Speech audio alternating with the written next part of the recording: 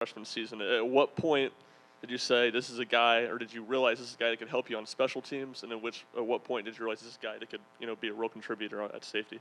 Yeah, that's a great question, man, because it's, you get in this business, man, to help and develop kids. That's what it's all about. That's why I got into business, is to get some guys in a program that you want. Obviously we walked into it. He was here already. Somebody that is a hard worker. Everything he does is first class. You know what I mean? Whether it's off the field, on the field. But when football-wise, you knew right away, because as we were putting in the package three and a half years ago, whatever it was, right? And you obviously ask the questions in the room. You ask, hey, you give, what are we doing in this quarters coverage? You know what I mean? Bam, you get the instant answers. You know what I mean? Somebody else was a little bit delaying or whatever, and he was constantly doing that. So, but then now when he gets his opportunity on the field early on, and most of it's going to be special teams, because we're a space group, meaning we deal with space the most. The best special team players should be the guys at the skill position, let alone the defensive backs / linebackers. You know what I mean? They deal with the most. They read and react, and he immediately makes an impact as we go through practice, drill after drill, very consistent, finds out a way how we're going to do it, how we're going to teach it. And since day one, he was that way. And so when it was given the opportunity to run down a kickoff the first year, or on the kickoff return, or he knew how to line up, he knew his job, but then he was also productive. You know what I mean? So there's no surprise to see where Will Brooks is at, because, man, he's the same guy every day. You know what I mean? And still trying to get better. And so all that does is, I said it early on in camp, I thought I really love this group. I really do. Whether it's older, whether it's younger, whatever it is, man, they're locked in, man. And a lot of it's because of guys like Will Brooks. He's not the only one in the room, but definitely, you know what I mean? You have somebody that actually is doing it. He'll be the first one when he makes a mistake, man. I own it, man. That's on me. I got to be better. Just like a coach would do it, and like he should do it if he made a mistake. So, great example. He does it every day. What's been his biggest area of growth as a player over these last few years? As a leader, he's more vocal. He's not afraid to say it. Before he was quiet, and we got on him. We kept on telling him, listen, man, you've proven it. You've actually proved it, and that's the best way of being a great leader. Is a great teammate is a guy that does it the right way, works hard. You know what I mean? Productive. He's earned it, and so he's more vocal. Just sort of following up on that question, I think it was Jermond who said during the preseason that Will was the kind of guy who he could go to and sort of dive into his bank of knowledge. How deep is that bank of knowledge that he has, and how valuable is it to have a player, sort of a player coach like that, who's been here, who knows what's going on, who can be that way to teach those other guys? Yeah, it's highly important, right? Again, you got a guy who's a good player, and again, you got credibility, you got street credit, you know what I mean? You've proven that you've done it, so that with everything that comes out of your mouth, you know what I mean?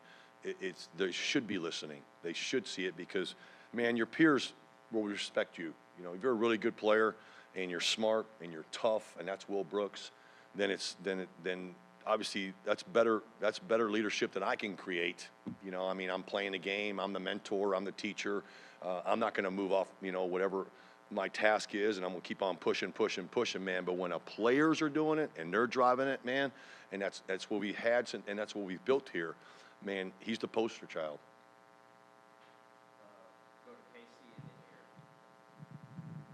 The term flush it has been kind of used by coaches and players this season. I don't remember it being as much of a motto last season. Is it kind of a new motto for the team this year? And personally, what does it mean to you to kind of flush it in terms of the bad plays, bad snaps? Yeah, it's really the next play is the most important play. It's the next play. And whether you're using that as an example of just flush it, man, let's go, we're on to the next play. It's really, that's how we see it. That's how I see it. You're only as good as, obviously, the next one, really, to be honest with you. We already know what the results are. We're moving forward. We want to get this bad taste in our mouths, and we're just moving on, because obviously, we got a great opponent in Florida, and they have a lot of really good players. This is a great league. It's the best league in the country. Man, the next team is the most important team. The next play. So that's how they look at it. How would you evaluate that star position to this point in the season? Two guys haven't played a whole lot of football. Obviously, one's a freshman, and where do they still need to continue to grow as you move on?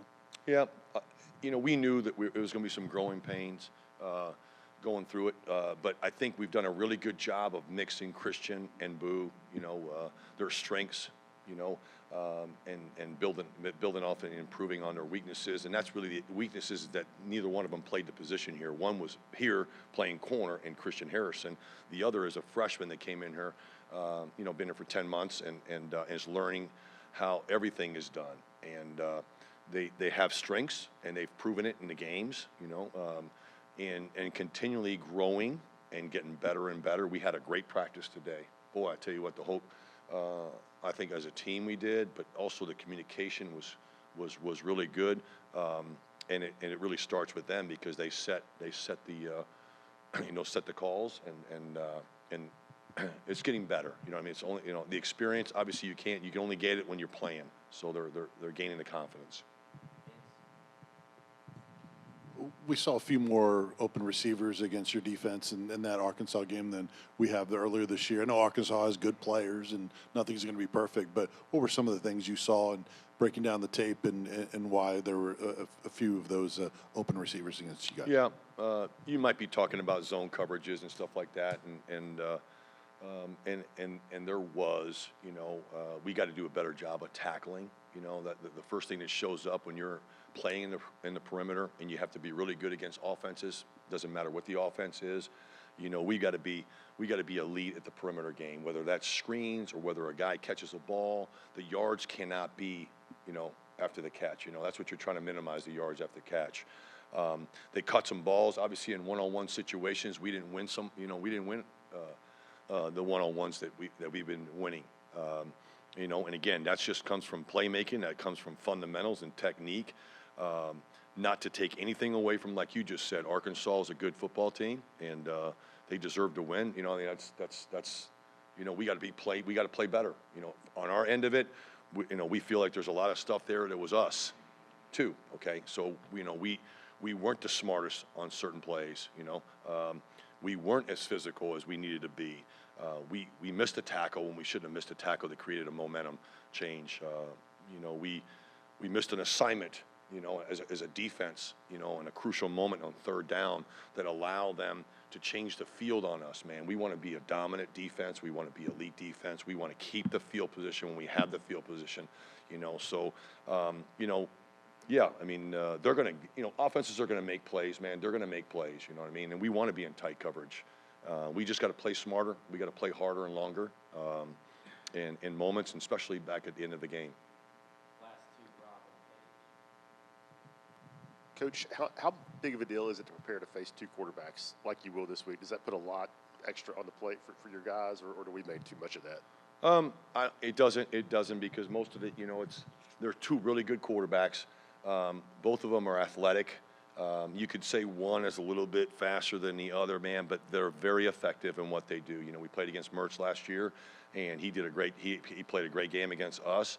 He was obviously played really well off schedule, made some big time throws, and DJ now obviously he's got a great arm, man. What a talent!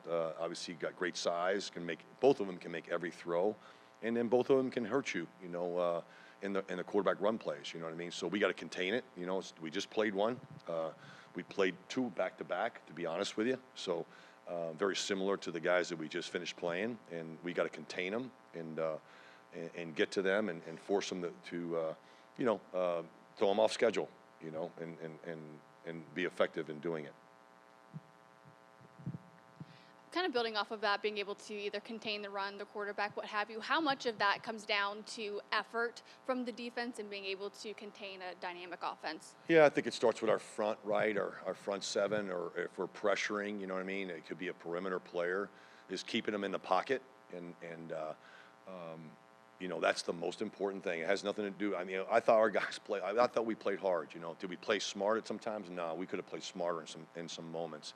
Did we play long enough and harder, than our opponent? I think at times we saw that we didn't, But containing the quarterback is just making sure you keep your rush lanes not going past the level of the quarterback or the ball, you know what I mean, and continue to push the pocket and where you're actually containing it, you know, and not let them out of the pocket. And if that's the case and that happens, it happened to us a couple of times where, you know, we know they're going to throw the ball down deep, you know, we got to be able to stay, you know, what we call plaster, but staying with our receivers, with our eyes, have got to transfer it to stay on the wideout, not the quarterback. Thank you, Coach. Yep.